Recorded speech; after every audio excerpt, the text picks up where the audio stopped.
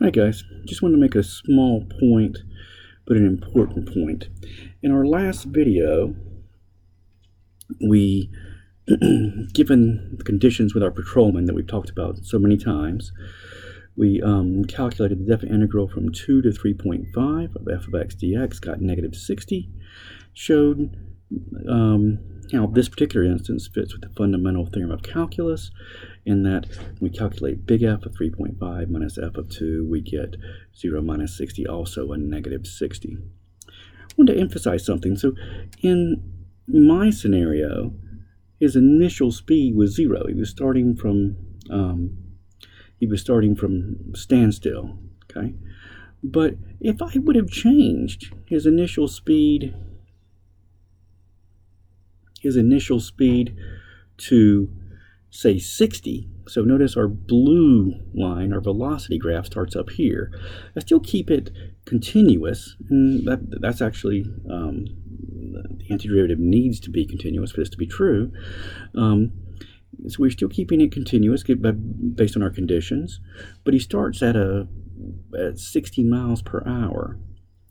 If I was to go and let's see, so acceleration curve I didn't change, so this total area is still, we have 0 from 2 to 3, and from 3 to 1.5, we have a width of 1/2 and a negative 120, so that's a negative 60 net area.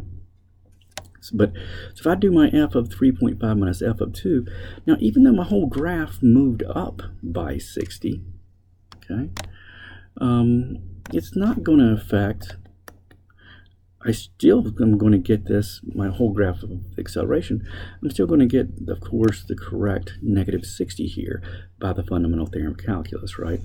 My f of 3.5 is now a 60, right? Look at that right off the graph. My f of 2 is, it looks like, so let me do it in a different color. Here was my f of 3.5, was 60 right now. My f of 2, the height is 120. So I've got 60 minus 120 now. So my conditions changed, but I still got the same answer for the area under the curve. Okay, and that's always going to be the case. Doesn't matter what my initial conditions were. So instead of 0, we're starting at 60. Could have started at negative 60. It wouldn't have mattered. Okay, so that's what that second part of the fundamental theorem of calculus is getting at. I'll talk with you soon.